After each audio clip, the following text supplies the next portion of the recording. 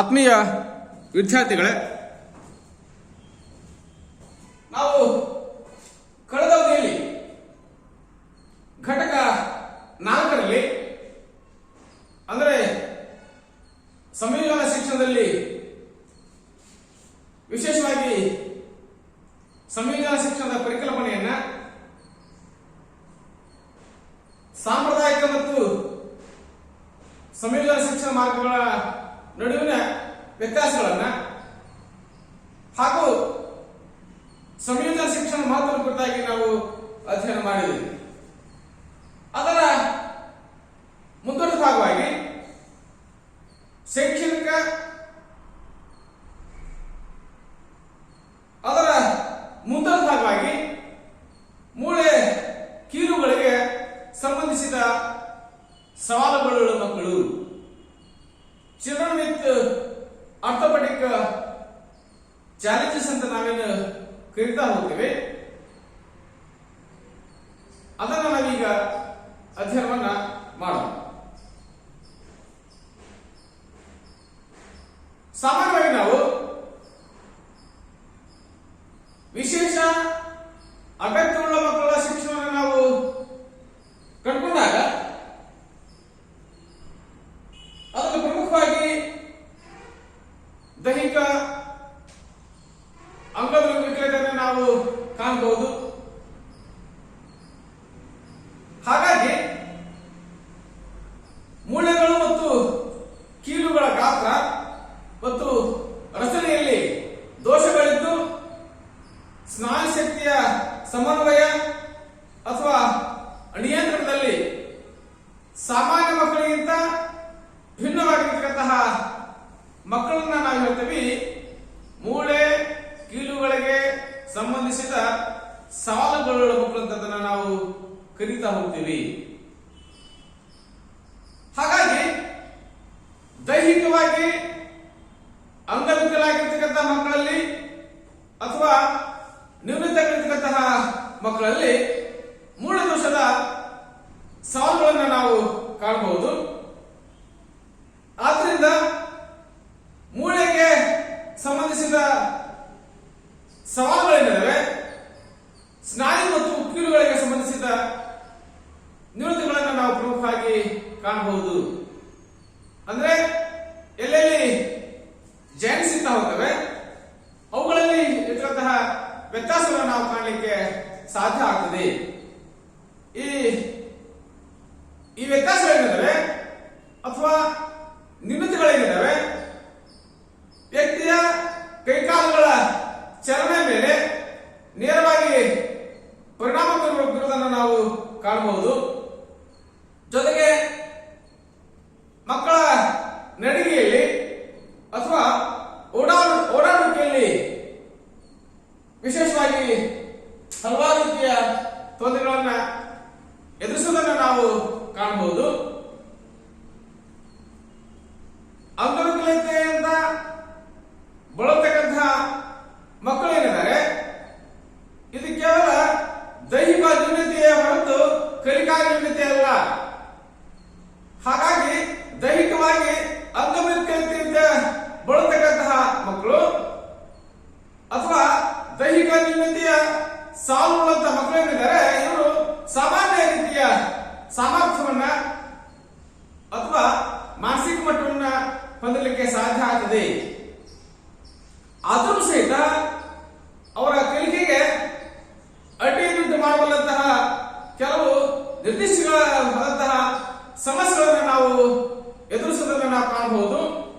ಉದಾಹರಣೆಗಾಗಿ ಕೈ ಬೆರಳುಗಳಲ್ಲಿ ಬಿಗಿತ, ಅಂದ್ರೆ ಒಂದು ಮಗುವಿಗೆ ಕೈ ಬೆರಳುಗಳಲ್ಲಿ ನ್ಯೂನತೆ ಕಂಡುಬರೋದ್ರಿಂದ ನಿರಂತರವಾಗಿ ಬರವಣಿಗೆಯ ಚಟುವಟಿಕೆ ತೊಡಕೊಳ್ಳಿಕ್ಕೆ ಸಾಧ್ಯ ಆಗುವುದಿಲ್ಲ. ಹಾಗಾಗಿ ಮಗು ಈ ಕೈ ಬೆರಳುಗಳಲ್ಲಿರುವಂತಹ ನ್ಯೂನತೆಯ ಪರಿಣಾಮವಾಗಿ ಮಗು ನಿರಂತರವಾಗಿ ಸುಮಾರು ಸಮಯದವರೆಗೆ ಬರವಣಿಗೆಯಲ್ಲಿ ತನ್ನನ್ನು ತಾನು ತೋರಿಸಿಕೊಳ್ಳಿಕ್ಕೆ ಸಾಧ್ಯ ಆಗೋದಿಲ್ಲ. ಇನ್ನ ಕೆಲವು ಮಕ್ಕಳಿದ್ದಾರೆ ಅವರು ನಿಲುವಿನ ಭಂಗಿಯಲ್ಲಿ, ಅಂದ್ರೆ ಈ ಪೆನಲ್ ಕಾರ್ಡ್ ಅಂತ ಹೇಳ್ತಾ ಹೋಗ್ತೀವಿ, ಬೆನ್ನು ಮುಳತಲೆ ಹೇಳ್ತಾ ಹೋಗ್ತೀವಿ, ಅದರಲ್ಲಿರ್ತಕ್ಕಂತಹ ಸಮಸ್ಯೆ ಮೂಲಕವಾಗಿ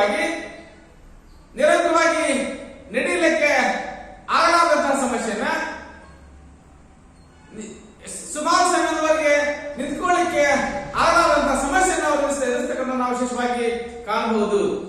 ಹಾಗಾಗಿ ಈ ರೀತಿಯ ಸಮಸ್ಯೆ ಏನಿದೆ ವ್ಯಕ್ತಿಯಲ್ಲಿ ಆಯಾಸವನ್ನ ಉಂಟು ಮಾಡಲಿಕ್ಕೆ ಕಾರಣ ಆಗ್ತದೆ. ಮತ್ತು ಕಲಿಕೆಯ ಚಟುವಟಿಕೆಗಳಲ್ಲಿ ಆ ರೀತಿಯ ನ್ಯೂನತೆಯ ಮಕ್ಕಳಿಂದ ನಾವು ವಿಶೇಷವಾದಂತಹ ಕಾರ್ಯಕ್ಷಮತೆಯನ್ನ ನಿರೀಕ್ಷೆ ಮಾಡಲಿಕ್ಕೆ ಸಾಧ್ಯ ಆಗೋದಿಲ್ಲ.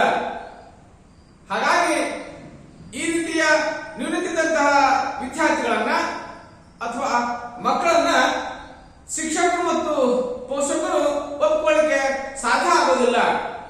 ವಿಶೇಷವಾಗಿ ನೀನು ಕುಂಟ, ನೀನು ಹೇಳುವ ಈ ರೀತಿಯ ಅವಮಾನಕರ ಪದಗಳನ್ನ ಬಳಕೆ ಮಾಡುವುದರಿಂದ ಅಥವಾ ಅಪಹಾಸ್ಯ ಮಾಡುವುದರಿಂದಾಗಿ ಮಕ್ಕಳು ಅನೇಕ ರೀತಿಯ ಹೊಂದಾಣಿಕೆಯ ಸಮಸ್ಯೆಗಳನ್ನು ಎದುರಿಸುವುದನ್ನು ನಾವು ವಿಶೇಷವಾಗಿ ಕಾಣಬಹುದು.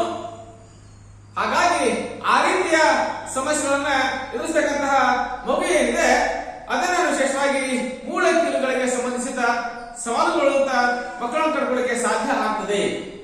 ಹಾಗಿದ್ದಾಗ ಅವರ ಗುಣಲಕ್ಷಣಗಳು ಯಾವ್ಯಾವ ಇದ್ದಾವೆ ಅನ್ನೋದನ್ನು ನಾವು ವಿಶೇಷವಾಗಿ ಚರ್ಚೆ ಮಾಡ್ತಾ ಹೋದಂತೆ ವಿಶೇಷವಾಗಿ ಕೈಕಾಲುಗಳು ಇದ್ದಕ್ಕಿದ್ದಂತೆ ಚಾಚಿದಾಗ ಸ್ನಾಯುಗಳು ಅನಿಶ್ಚಿತವಾಗಿ ಕುಗ್ಗುವುದು ಅಥವಾ ಮುದುರಿಕೊಳ್ಳೋದನ್ನು ನಾವು ಕಾಣಬಹುದು.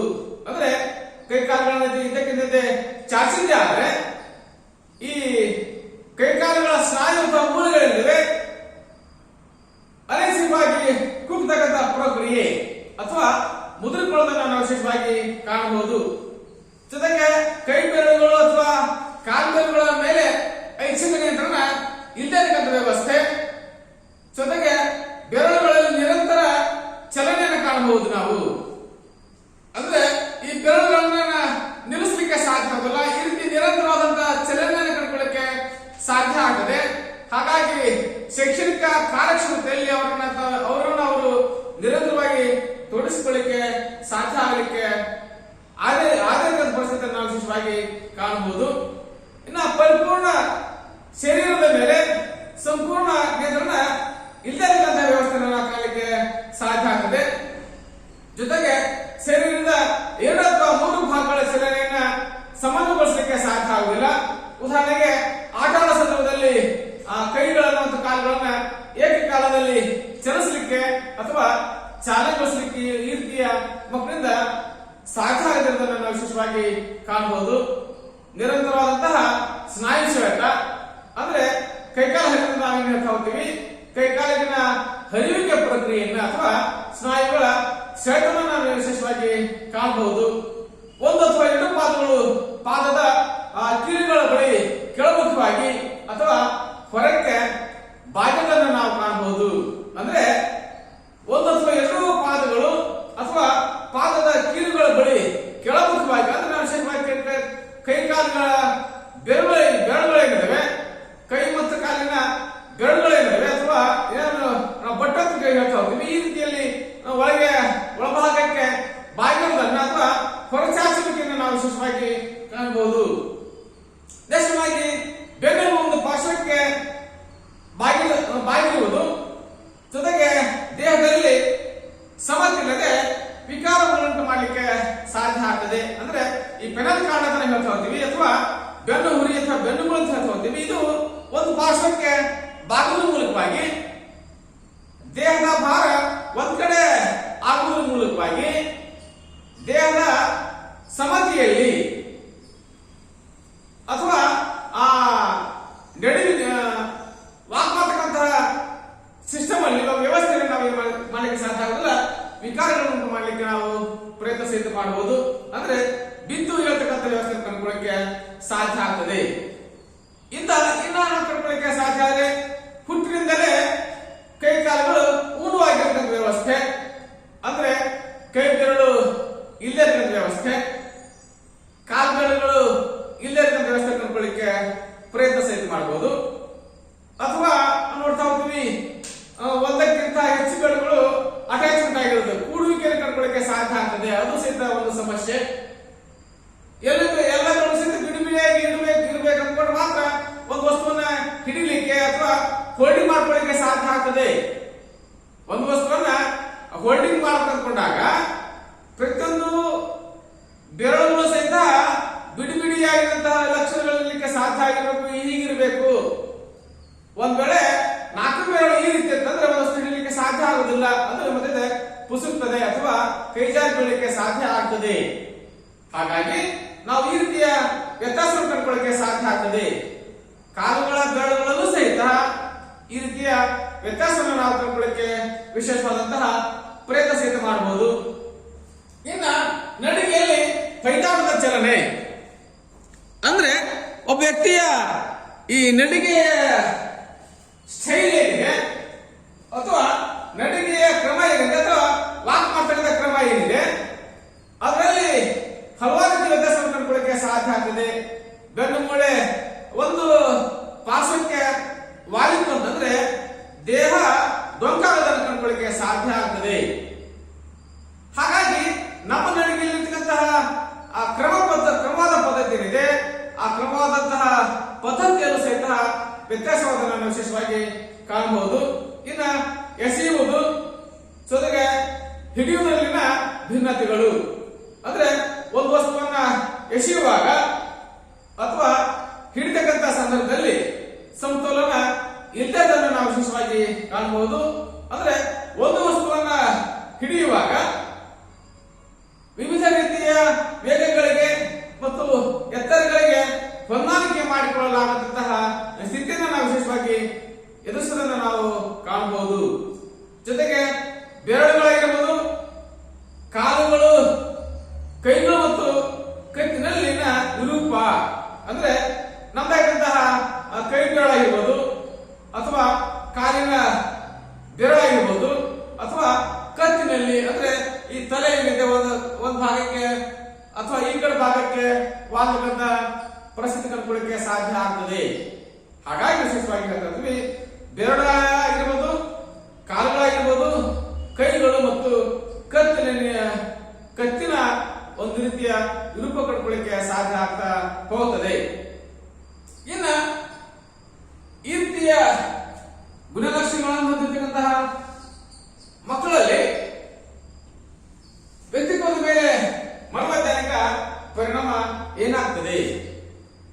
ಹಾಗಾಗಿ ಈ ರೀತಿಯ ಗುಣಲಕ್ಷಣಗಳನ್ನು ಹೊಂದಿರತಕ್ಕಂತಹ ಮಕ್ಕಳ ವ್ಯಕ್ತಿತ್ವದ ಮೇಲೆ ಮನೋವೈಜ್ಞಾನಿಕ ಪರಿಣಾಮ ಕಂಡುಕೊಳ್ಳಕ್ಕೆ ಸಾಧ್ಯ ಆದ್ರೆ ವಿಶೇಷವಾಗಿ ಈ ಮೂಳೆಯ ದೋಷಗಳಂತಹ ಮಕ್ಕಳನ್ನ ಅಥವಾ ಅಂಗವಿಕಲ ಮಕ್ಕಳನ್ನ ಕಂಡುಕೊಳ್ಳಕ್ಕೆ ಸಾಧ್ಯ ಆದ್ರೆ ಇವರು ನಿರಂತರವಾಗಿ ಯಾವುದೇ ಚಟುವಟಿಕೆಯಲ್ಲಿ ತಮ್ಮನ್ನ ತಾವು ತೊಡಗಿಸಿಕೊಳ್ಳಲಾರದ ಸ್ಥಿತಿಯಿಂದಾಗಿ ನಿಷ್ಕ್ರಿಯ ಆಗೋದನ್ನು ಕಂಡುಕೊಳ್ಳಕ್ಕೆ ನಾವು ಪ್ರಯತ್ನ ಸಹಿತ ಮಾಡಬಹುದು. ಜೊತೆಗೆ ಅವಧಾನದ ಸಾಮರ್ಥ್ಯ ಅದರಿಂದ ಸೀಮಿತವಾಗಿರ್ತದೆ. ಅಂದ್ರೆ ಒಂದು ನಿರ್ದಿಷ್ಟ ವಸ್ತುವಿನ ಮೇಲೆ ತಮ್ಮ ಮನಸ್ಸನ್ನ ಅತಿ ಹೆಚ್ಚಿನ ಅವಧಿವರೆಗೆ ಕೇಂದ್ರೀಕರಣ ಮಾಡಲಿಕ್ಕೆ ಸಾಧ್ಯ ಆಗುದಿಲ್ಲ. ಅಂದ್ರೆ ಸ್ಪ್ಯಾನ್ ಆಫ್ ಅಟೆನ್ಷನ್ ಏನಿದೆ ಅದರಿಂದ ಕಡಿಮೆ ಮಟ್ಟದಲ್ಲಿ ಅದನ್ನು ಕಂಡುಕೊಳ್ಳಕ್ಕೆ ಸಾಧ್ಯ ಆಗುತ್ತದೆ. ಇನ್ನ ಅನ್ವೇಷಣಾ ಚಟುವಟಿಕೆಯಲ್ಲಿ ಇವರಿಗೆ ತೊಡಲಿಕ್ಕೆ ಸಾಧ್ಯ ಆಗುದಿಲ್ಲ. ಅಂದ್ರೆ ತಮಾಷೆ ತಾವೇನೆ ಯಾವುದೇ ರೀತಿಯ ಸಂಶೋಧನಾ ಪ್ರಕ್ರಿಯೆಯಲ್ಲಿ ಅಥವಾ ಅನ್ವೇಷಣಾ ಪ್ರಕ್ರಿಯೆ ಅಥವಾ ಸೃಜನಶೀಲ ಪ್ರಕ್ರಿಯೆಯಲ್ಲಿ ತಮ್ಮನ್ನು ತಾವು ತೊಡಗಿಸಿಕೊಳ್ಳಕ್ಕೆ ಇವರು ಇಷ್ಟಪಡಲಿಕ್ಕೆ ಸಾಧ್ಯ ಆಗುದಿಲ್ಲ. ಜೊತೆಗೆ ಅತ್ಯಂತ ಕಡಿಮೆ ರೀತಿಯ ಪ್ರೇರಣೆ ಅಂದ್ರೆ ಇವರಲ್ಲಿ ಪ್ರಚೋದನೆ ಅಥವಾ ಮೋಟಿವೇಶನ್ ಇದೆ ಅತ್ಯಂತ ಕಡಿಮೆ ಮಟ್ಟದಲ್ಲಿ ಅದನ್ನು ಕಂಡುಕೊಳ್ಳಕ್ಕೆ ಸಾಧ್ಯ ಆಗಿದೆ. ವಿಶೇಷವಾಗಿ ಇವರು ವಯಸ್ಕರನ್ನ ಅವಲಂಬಿಸ್ತಾರೆ. ಹಾಗಾಗಿ ಸಮವಯಸ್ಕರೊಡನೆ ಅಂತರ್ಕ್ರಿಯೆ ಅತ್ಯಂತ ಕಡಿಮೆ ಆಗಿರ್ತದೆ. ಅಂದ್ರೆ ತಮ್ಗಿಂತ ಸಹಿತ ಹೆಚ್ಚಿನ ವಯಸ್ಸಿನ ಹೋಗ್ತಾರೆ, ಅವಲಂಬಿಸ್ತಾ ಹೋಗ್ತಾರೆ. ಹಾಗಾಗಿ ತಮ್ಮ ಸಮಾನ ವಯಸ್ಸಿನ ವ್ಯಕ್ತಿಗಳೊಂದಿಗೆ ಇವರಲ್ಲಿ ಅಂತರ್ಕ್ರಿಯೆ ಅಥವಾ ಹೊಂದಾಣಿಕೆಯನ್ನ ಅಥವಾ ಅಪಹೊಂದಾಣಿಕೆಯನ್ನು ಕಂಡುಕೊಳ್ಳಕ್ಕೆ ಸಾಧ್ಯ ಸಹಿತ ಆಗ್ತಾ ಹೋಗುತ್ತದೆ. ಇನ್ನ ತಮ್ಮ ದೇಹದ ಬಗ್ಗೆ ಒಂದು ರೀತಿಯ ಕೆಳಮಟ್ಟದ ಭಾವನೆ ಅಂದ್ರೆ ನಾನು ಅಂಗವಿಕಲಾಗಿದ್ದೀನಿ, ನನ್ನ ಕೈ ಊನಾಗಿದೆ, ಕಾಲು ಊನಾಗಿದೆ, ನನ್ನ ಬೆನ್ನು ಮೂಳೆ ಒಂದ್ ಕಡೆ ಪಾರ್ಶ್ವಕ್ಕೆ ವಾಲ್ಕೊಂಡಿದೆ, ನನ್ನ ಕತ್ತು ವಾಲಿದೆ, ನನಗೆ ಯಾರು ಇಷ್ಟ ಆಗುದಿಲ್ಲ, ನನಗೆ ಕುಂಟ ಅಂತಾರೆ, ನನಗೆ ಹೆಳವ ಅಂತಾರೆ, ನನಗೆ ಅಂಗವಿಕಲ ಅಂತಾರೆ. ಈ ರೀತಿಯ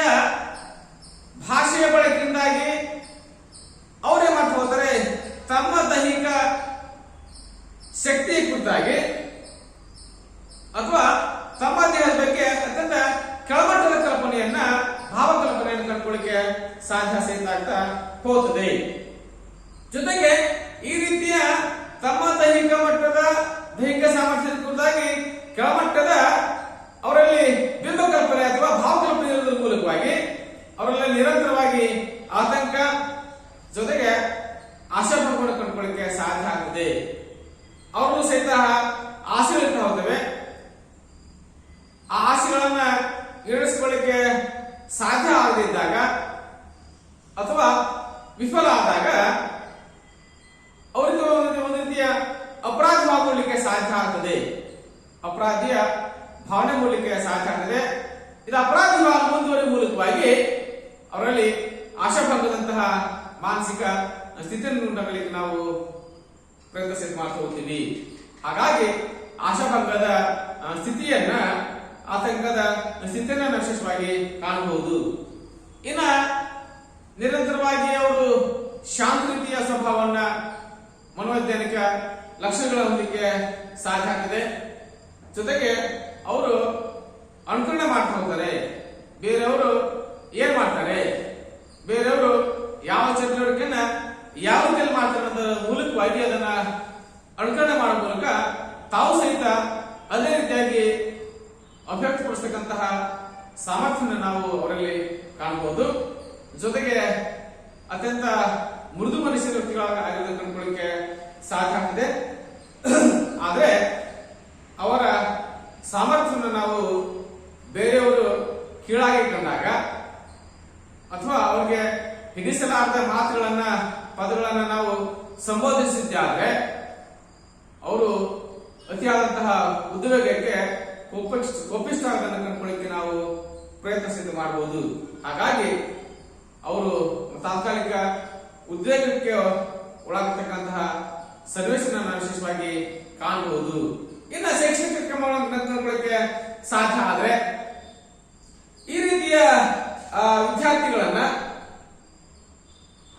ನಾವು ಏಕರೂಪ ಶಿಕ್ಷಣ ವ್ಯವಸ್ಥೆಯಲ್ಲಿ ಅಂದ್ರೆ ಸಂಯೋಜನಾ ಶಿಕ್ಷಣ ಮಾರ್ಗದಲ್ಲಿ ನಾವು ಯಾವ ರೀತಿ ನಾವು ವ್ಯವಸ್ಥೆ ಮಾಡಲಿಕ್ಕೆ ಸಾಧ್ಯ ಆಗಕೊಂಡಾಗ ನಾವು ವಿಶೇಷವಾಗಿ ಚರ್ಚೆ ಸಹಿತ ಮಾಡ್ತಾ ಹೋಗ್ತೀವಿ.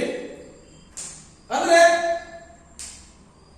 ವಿಶೇಷ ಅಗತ್ಯವುಳ್ಳ ಮಕ್ಕಳನ್ನ ಸಾಮಾನ್ಯ ವಿದ್ಯಾರ್ಥಿಗಳೊಂದಿಗೆ ಏಕರೂಪ ಶಿಕ್ಷಣ ಕೊಡಲಿಕ್ಕೆ ನಾವು ಸಂಯೋಜನ ಶಿಕ್ಷಣ ನಾವು ಅನುಸರಿಸ್ತಾ ಇದ್ದೀವಿ. ಇಂಥ ಸನ್ನಿವೇಶದಲ್ಲಿ ಇಂಥ ಸಂದರ್ಭದಲ್ಲಿ ಈ ಆರ್ಥೋಪೆಡಿಕ್ ಚಾಲೆಂಜ್ ಸ್ಟೂಡೆಂಟ್ಸ್ ಗಳನ್ನ ಮೂಳೆ ಕಿವಿಗಳಿಗೆ ಸಂಬಂಧಿಸಿದ ಸವಾಲುಗಳ ಮಕ್ಕಳನ್ನ ನಾವು ಕಂಡುಕೊಳ್ಳಿಕ್ಕೆ ಸಾಧ್ಯ. ಆದರೆ ಅವರ ಕಲ್ಯಾಣಕ್ಕಾಗಿ ಅವರ ಅಭ್ಯುದಯಕ್ಕಾಗಿ ನಾವೇನನ್ನ ನಾವು ಶೈಕ್ಷಣಿಕ ಕ್ರಮಗಳನ್ನು ಕೈಗೊಳ್ಳಲಿಕ್ಕೆ ಸಾಧ್ಯ ಅನ್ನೋದನ್ನ ಕಂಡುಕೊಳ್ಳಿಕ್ಕೆ ಪ್ರಯತ್ನ ಸಹಿತ ಮಾಡ್ತಾ ಹೋದ್ರೆ ಈ ರೀತಿಯ ಮಕ್ಕಳಿಗೆ ಸ್ವಾವಲಂಬನೆ ಜೊತೆಗೆ ಮುನ್ನುಗ್ಗುವ ಮತ್ತು ಆಯ್ಕೆ ಮಾಡುವ ಸಾಮರ್ಥ್ಯ ನಾವು ಕಲಿಸಬೇಕು. ಅಂದ್ರೆ ತಮ್ಮ ಎಲ್ಲ ಚಟುವಟಿಕೆಗಳನ್ನ ತಾವೇ ಮಾಡ್ಕೊಳ್ಳಿಕ್ಕೆ ಸಾಧ್ಯ ಆಗಬೇಕು. ಜೊತೆಗೆ ಸ್ವಾವಲಂಬನೆಯಿಂದ ಬದುಕಲಿಕ್ಕೆ ಬಾಳಿಕೆ ಅವರಿಗೆ ಧೈರ್ಯವನ್ನು ಕೊಡಬೇಕು. ಜೊತೆಗೆ ಮುಂದುಕ್ತಕ್ಕಂಥದ್ದು failure is a step of the success ಅಂತೆ, ಸೋಲ ಗೆಲುವಿನ ಸೋಪಾನ. ಹಾಗಾಗಿ ಒಂದು ತಕ್ಷಣ ಸೋತ ತಕ್ಷಣ ಎದೆಗುಂದಲಾದ ರೀತಿಯಲ್ಲಿ ಅವರಿಗೆ ಮುಂದುಕ್ತಕ್ಕಂತಹ ಛಾಯೆಯನ್ನು ಬಳಸ್ತಕ್ಕಂಥ ಕೆಲಸವನ್ನು ನಾವು ಶಿಕ್ಷಕರು ಮಾಡಬೇಕು. ಜೊತೆಗೆ ಆಯ್ಕೆ ಮಾಡಬೇಕಾದ ಸಾಮರ್ಥ್ಯವನ್ನ ತಮ್ಮ ಸಾಮರ್ಥ್ಯಕ್ಕೆ ಅನುಗುಣವಾಗಿ ಯಾವ್ದನ್ನ ನಾನು ಆಯ್ಕೆ ಮಾಡಿಕೊಂಡು ನಾವು ಗೆಲ್ಲಲಿಕ್ಕೆ ಸಾಧ್ಯ ಅಂತಕ್ಕಂತಹ ಪರಿಕಲ್ಪನೆಗೆ ಅನುಗುಣವಾಗಿ ಅವರಿಗೆ ಆಯ್ಕೆ ಮಾಡ್ಕೊಳ್ಳಿಕ್ಕೆ ವಿಶೇಷವಾದಂತಹ ಸಾಮರ್ಥ್ಯ ಕೊಡ್ಲಿಕ್ಕೆ ಪ್ರಯತ್ನ ಸಹಿತ ಮಾಡಬೇಕು.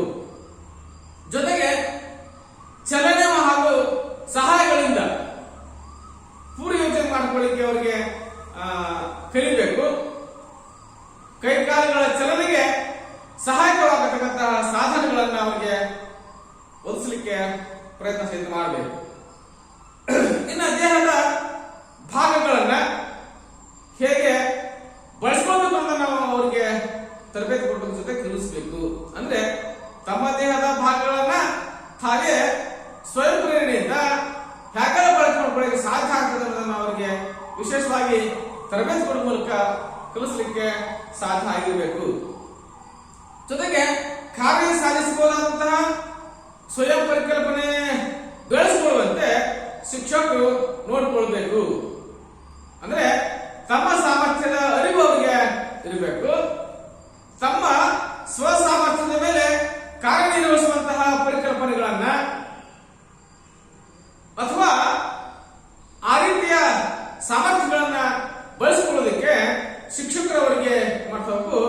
ವಿಶೇಷವಾದಂತಹ ಜ್ಞಾನವನ್ನ ತಿಳುವಳಿಕೆ ಕೊಡಲಿಕ್ಕೆ ಸಾಧ್ಯ ಆಗಿರಬೇಕು. ಜೊತೆಗೆ ತಮ್ಮ ಸಹಪಾಠಿಗಳೊಂದಿಗೆ ಸಾಮಾನ್ಯವಾಗಿ ಬೆರೆಯುವ ಮೂಲಕ ಅವ್ರ ಜೊತೆಗೆ ಕೂಡಿ ಆಟ ಆಡತಕ್ಕಂತಹ ಮಾನಸಿಕ ಸ್ಥೈರ್ಯವನ್ನ ಶಿಕ್ಷಕರು ಆದಷ್ಟು ಮಟ್ಟಿಗೆ ಅವರಿಗೆ ನೀಡಲಿಕ್ಕೆ ಸಾಧ್ಯ ಆಗಿರಬೇಕು. ಇನ್ನ ಶಾಲೆಯ ಪ್ರಮುಖ ಕಾರ್ಯಕ್ರಮಗಳಿಗೆ ಸಾಧ್ಯ ಆದ್ರೆ ಈ ರೀತಿಯ ವಿಶೇಷ ಸಾಮರ್ಥ್ಯಗಳನ್ನು ಕಂಡುಕೊಳ್ಳಿಕ್ಕೆ ನಾವು ಪ್ರಯತ್ನ ಮಾಡಿದ್ರೆ ಕಲೆ, ಸಂಗೀತ, ನಾಟಕ ಮುಂತಾದ ಕ್ರಿಯಾಶೀಲ ಚಟುವಟಿಕೆಗಳಿಗೆ ಸಂಬಂಧಿಸಿದಂತೆ ಅವರಲ್ಲಿ ಸೃಜನಶೀಲತೆಯನ್ನ ವಿಕಾಸಗೊಳಿಸಬೇಕು. ಅಂದ್ರೆ ನಿರ್ದಿಷ್ಟವಾದಂತಹ ಕಲೆ, ಸಂಗೀತ, ನಾಟಕಗಳಿಗೆ ಸಂಬಂಧಿಸಿದಾಗನೆ ಅವರಲ್ಲಿ ಸಹಿತ ವಿಶಿಷ್ಟ ಸಾಮರ್ಥ್ಯ ಇದೆ. ಅದನ್ನ ಪ್ರಸ್ತುತಗೊಳಿಸತಕ್ಕಂಥ ನಿಟ್ಟಿನಲ್ಲಿ, ಅದನ್ನ ಹೊರತಕ್ಕಂತಹ ನಿಟ್ಟಿನಲ್ಲಿ ಅವರಿಗೆ ವಿಶೇಷವಾದಂತಹ ತರಬೇತಿ ಕೊಡಲಿಕ್ಕೆ ಸಾಧ್ಯ ಆಗಬೇಕು.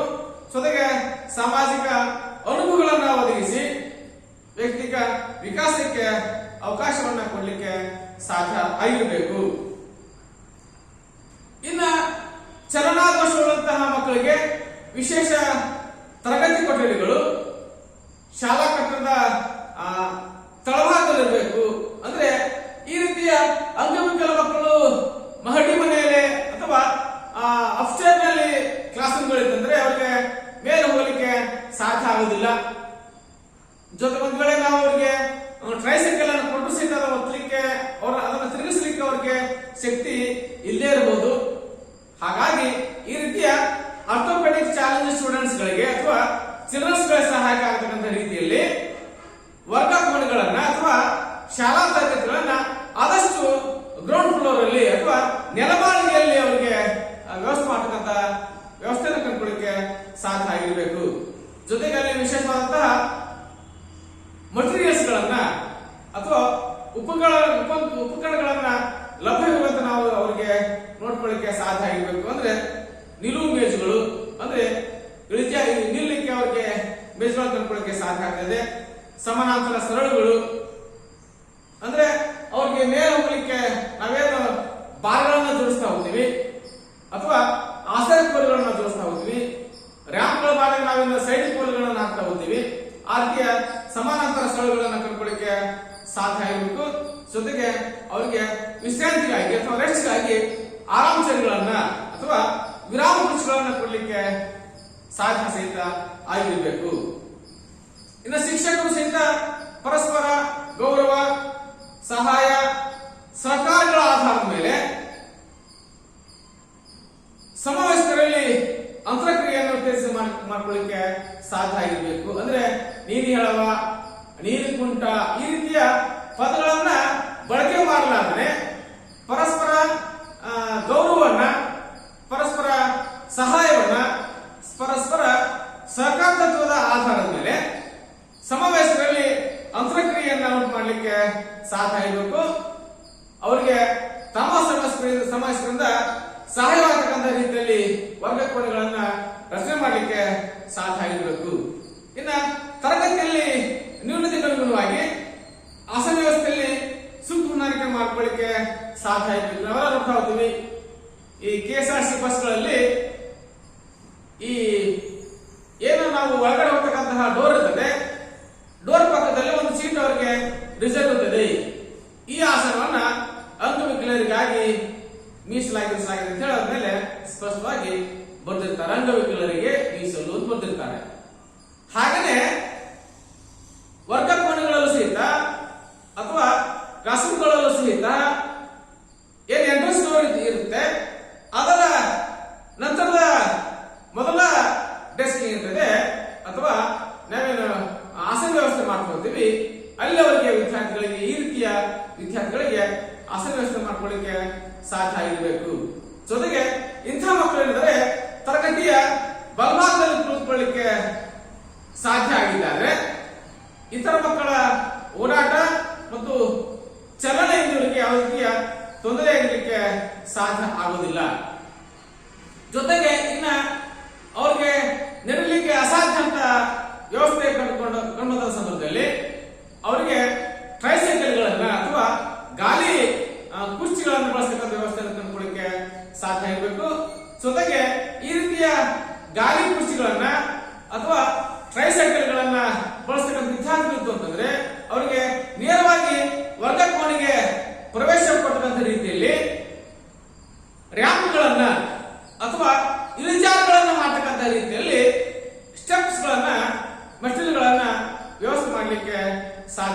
ಆಗಿರಬೇಕು. ಹಾಗಾಗಿ ನುಣುಪಿನ ಇಳಿಜಾರುಗಳನ್ನ ಮಾಡಬೇಕು, ರ್ಯಾಂಪ್ಗಳನ್ನ ಇಳಿಜಾರು ಮಾಡಲಿಕ್ಕೆ ಸಾಧ್ಯ ಆಗಿರಬೇಕು. ಜೊತೆಗೆ ಶಾಲೆಯಲ್ಲಿ ಸಂವೇಗಾತ್ಮಕ ಒಂದು ಸಾಮಾಜಿಕ ವಿಕಾಸದ ಚಟುವಟಿಕೆಗಳನ್ನ ರೂಪಿಸಬೇಕು.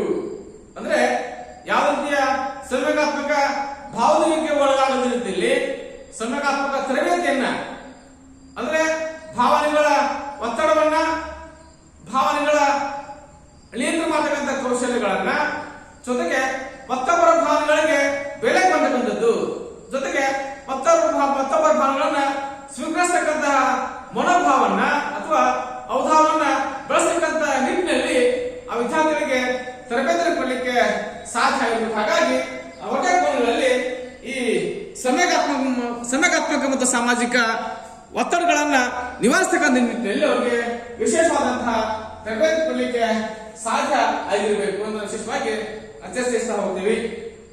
ಇನ್ನ ಅರ್ಥಪೂರ್ಣವಾದಂತಹ ಉದ್ದೇಶಪೂರ್ವಕವಾದ ಮತ್ತು ಆಸಕ್ತಿಯುತ ಸಾಮಗ್ರಿಗಳನ್ನ ಬಳಸುವ ಮೂಲಕವಾಗಿ ಮಕ್ಕಳ ಬೌದ್ಧಿಕ ವಿಕಾಸ ವೇಗವನ್ನು ಹೆಚ್ಚಿಸತಕ್ಕಂಥ ನಿಟ್ಟಿನಲ್ಲಿ ಶಿಕ್ಷಕರು ತಮ್ಮ ಪಾಠ ಪ್ರವಚನಗಳನ್ನ ಮಾಡಲಿಕ್ಕೆ ಸಾಧ್ಯ ಆಗಿರಬೇಕು.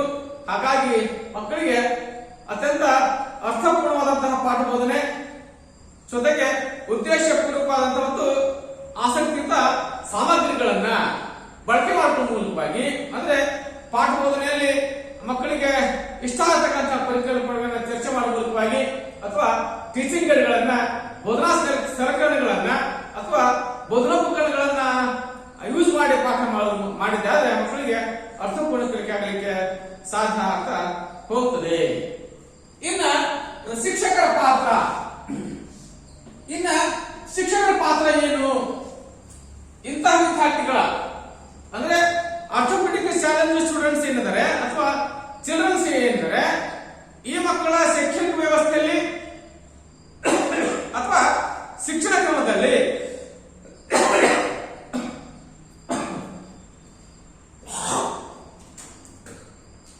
ಒಬ್ಬ ಶಿಕ್ಷಕನಾಗಿ ಏನು ಸೇವೆ ಸಲ್ಲಿಸಲಿಕ್ಕೆ ಸಾಧ್ಯ ಆಗುತ್ತೆ ಅಂದ್ಕೊಂಡಾಗ ನಾವು ಒಬ್ಬ ಶಿಕ್ಷಕನಾಗಿ ಈ ವಿದ್ಯಾರ್ಥಿಗಳ ಮನೋವೈಜ್ಞಾನಿಕ ದುಷ್ಪರಿಣಾಮಗಳನ್ನ ತಡೆಗಟ್ಟಲಿಕ್ಕೆ ಶಿಕ್ಷಕರು ಇಂತಹ ಮಕ್ಕಳು ತಮ್ಮಲ್ಲಿರ್ತಕ್ಕಂತಹ ನ್ಯೂನತೆಯನ್ನು ಅಪ್ಕೊಳ್ಳಿಕ್ಕೆ ಸಹಾಯ ಮಾಡಬೇಕು.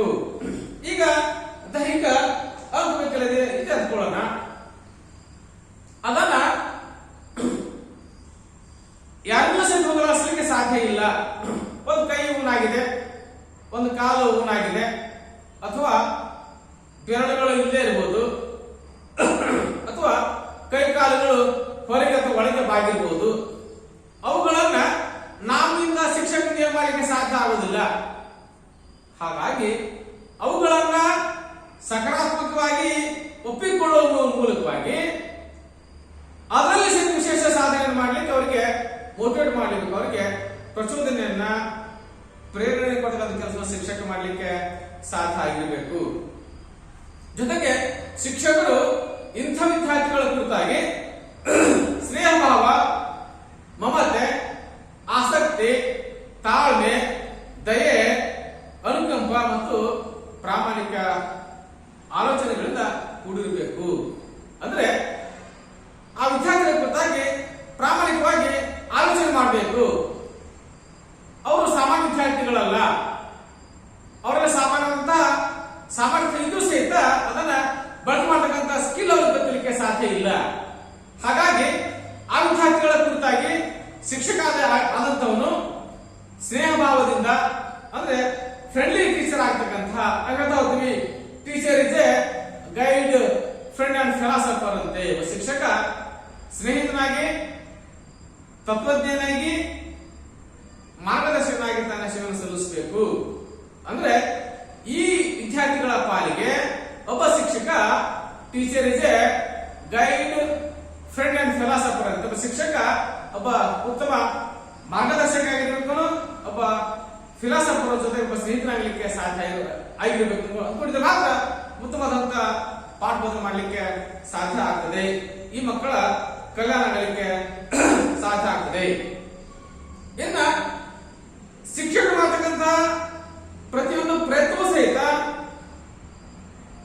ಮಗು ಉನ್ನತ ಮಟ್ಟದಲ್ಲಿ ತನ್ನನ್ನು ತಾನು ಒಪ್ಪಿಕೊಳ್ಳುವಿಕೆ, ಆತ್ಮವಿಶ್ವಾಸ ಮತ್ತು ತನ್ನ ಇತಿಮಿತಿಗಳಿಗೆ ಹೊಂದಾಣಿಕೆ ಮಾಡುವುದನ್ನ ಕಲೀಲಿಕ್ಕೆ ಸಾಧ್ಯ ಆಗುವಂತಿರಬೇಕು.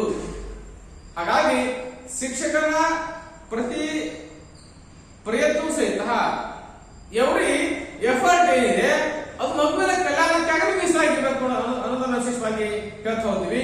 ಜೊತೆಗೆ ಸೆಲ್ಫ್ ಎಫರ್ಟ್ ಅನ್ನ, ಸೆಲ್ಫ್ ಬಿಲೀವ್ನೆಸ್ ಅನ್ನ, ಸೆಲ್ಫ್ ಕಾನ್ಫಿಡೆನ್ಸ್ ಅನ್ನ ತುಂಬಲಿಕ್ಕೆ ಶಿಕ್ಷಕ ನಿರಂತರವಾಗಿ ಪ್ರಯತ್ನ ಮಾಡಲಿಕ್ಕೆ ಸಾಧ್ಯ ಇರಬೇಕು. ಇದರಲ್ಲಿ ಆರ್ಥೋಪೆಡಿಕ್ ಚಾಲೆಂಜ್ ಚಿಲ್ಡ್ರನ್ಸ್ಗಳಲ್ಲಿ. ಹಾಗಾಗಿ self confidence, self believeness, self effort ಈ ಮೂರನ್ನ ಒಂದು ಸ್ವನಂಬಿಕೆ, ಒಂದು ಸ್ವ ಪ್ರಯತ್ನ, ಜೊತೆಗೆ ಸ್ವ ಆತ್ಮವಿಶ್ವಾಸ ಈ ಮೂರರ ಆಧಾರದ ಮೇಲೆ ಒಬ್ಬ ಶಿಕ್ಷಕ ಸೇವೆ ಸಲ್ಲಿಸಲಿಕ್ಕೆ ಪ್ರಾಮಾಣಿಕವಾಗಿ ಪ್ರಯತ್ನ ಮಾಡಿದ್ದಾದ್ರೆ ಈ ವಿದ್ಯಾರ್ಥಿಗಳು ಸಹಿತ ಉತ್ತಮವಾದಂತಹ ಸಾಧನೆ ಮಾಡಲಿಕ್ಕೆ ಕಾರಣ ಆಗುವುದನ್ನು ನಾವು ವಿಶೇಷವಾಗಿ ಚರ್ಚೆ ಸಹಿತ ಮಾಡ್ತಾ ಹೋಗ್ತೀವಿ. ಜೊತೆಗೆ ಈ ರೀತಿಯ ಮಕ್ಕಳ ಕೌಟುಂಬಿಕ ಹಿನ್ನೆಲೆ ಅಂದ್ರ ಅವರ ತಂದೆಯ ಮತ್ತು ಅವರ ಸಂಪೂರ್ಣ ಕೌಟುಂಬಿಕ ಹಿನ್ನೆಲೆ ಏನಿದೆ ಅದನ್ನು ಸಹಿತ ಶಿಕ್ಷಕ ಆದಷ್ಟು ಮಟ್ಟಿಗೆ ತಿಳ್ಕೊಳ್ತಕ್ಕಂತಹ ಪ್ರಯತ್ನ ಮಾಡಬೇಕು. ಜೊತೆಗೆ ಹೊಂದಾಣಿಕೆಯ ಸಮಸ್ಯೆಗಳನ್ನು ಎದುರಿಸಲಿಕ್ಕೆ ಶಿಕ್ಷಕನೇ ಸಹಾಯ ಮಾಡಬೇಕು. ಅಂದ್ರೆ ಈ ಮಕ್ಕಳಲ್ಲಿ ನಾವು ನೋಡ್ತಾ ಹೋಗ್ತೀವಿ ಹಲವಾರು ರೀತಿಯ ಹೊಂದಾಣಿಕೆ ಸಮಸ್ಯೆಗಳನ್ನ ಅಥವಾ ಅಪಸಮಾಯೋಜನೆ ಲಕ್ಷಣಗಳನ್ನು ಕಂಡುಕೊಳ್ಳಿಕ್ಕೆ ನಾವು ಪ್ರಯತ್ನ ಸಹಿತ ಮಾಡಬಹುದು. ಹಾಗಾಗಿ ಅಪಸಮಾಯೋಜನೆ ಆಗೋ ರೀತಿಯಲ್ಲಿ ಆದಷ್ಟು ಮಟ್ಟಿಗೆ ವಿದ್ಯಾರ್ಥಿಗಳಿಗೆ ಹೊಂದಾಣಿಕೆ ಆಗತಕ್ಕಂಥ ನಿಟ್ಟಿನಲ್ಲಿ ವಿಶೇಷವಾದಂತಹ ಸಹಾಯ ಸಹಕಾರವನ್ನು ಕೊಡ್ತಕ್ಕಂತಹ ವ್ಯವಸ್ಥೆಯನ್ನ, ಪ್ರಾಮಾಣಿಕ ಪ್ರಯತ್ನವನ್ನ ಶಿಕ್ಷಕ ಮಾಡ್ತಾ ಹೋಗಬೇಕು. ಅಂದ್ಕೊಂಡಿದ್ರೆ ಮಾತ್ರ ಶಿಕ್ಷಕ ವೃತ್ತಿ ಶ್ರೇಷ್ಠ ವೃತ್ತಿ ಆಗಲಿಕ್ಕೆ ಸಾಧ್ಯ ಆಗ್ತದೆ. ಜೊತೆಗೆ ಒಬ್ಬ ಶಿಕ್ಷಕ ಪ್ರಾಮಾಣಿಕ ವ್ಯಕ್ತಿಯಾಗಿ ಸೇವೆಯನ್ನ ಸಲ್ಲಿಸಿದ್ದೇ ಆದ್ರೆ ಆರ್ಥೋಪೆಡಿಕ್ ಚಾಲೆಂಜ್ ಸ್ಟೂಡೆಂಟ್ಸ್ ಏನಿದ್ದಾರೆ ಈ ವಿದ್ಯಾರ್ಥಿಗಳ ನಿಜವಾದಂತಹ ಶೈಕ್ಷಣಿಕ ಬದುಕು ಹೊಸದಾಗಲಿಕ್ಕೆ ಸಾಧ್ಯ ಆಗ್ತದೆ. ನಾವು ವಿಶೇಷವಾಗಿ ಚರ್ಚೆ ಸಹಿತ ಮಾಡ್ತಾ ಹೋಗ್ತೀವಿ. ಹಾಗಾಗಿ ವಿಶೇಷವಾಗಿ ಹೇಳ್ತಾ ಹೋಗ್ತೀವಿ ಆರ್ಥೋಪೆಡಿಕ್ ಚಾಲೆಂಜ್ ಸ್ಟೂಡೆಂಟ್ಸ್ಗಳಲ್ಲಿ ಶಿಕ್ಷಕನ ಪಾತ್ರ ಅತ್ಯಂತ ಪ್ರಮುಖ ಅದನ್ನು ಕಂಡುಕೊಳ್ಳಿಕ್ಕೆ ವಿಶೇಷವಾದಂತಹ ಪ್ರಯತ್ನ ಸಹಿತ ನಾವು ಮಾಡ್ತಾ ಹೋಗ್ತೀವಿ. ಹಾಗಾಗಿ ಘಟಕ 4ರಲ್ಲಿ ಮೂಲೆಕೀಲುಗಳಿಗೆ ಸಂಬಂಧಿಸಿದ ಸವಾಲುಗಳ ಮಕ್ಕಳ ಶಿಕ್ಷಣದಲ್ಲಿ ಶಿಕ್ಷಕನ ಪಾತ್ರ ಅತ್ಯಂತ ಪ್ರಮುಖವಾದದನ್ನು ನಾವು ವಿಶೇಷವಾಗಿ ಕಾಣಬಹುದು. ಶಿಕ್ಷಕ ಅತಿ ಹೆಚ್ಚಿನ ಪ್ರಾಮಾಣಿಕ ಪ್ರಯತ್ನ ನಾವು ಮಾಡಬೇಕಂತ ನಾವು ಹೇಳ್ತಾ ಹೋಗ್ತೀವಿ. ಎಲ್ಲರಿಗೂ ಧನ್ಯವಾದ.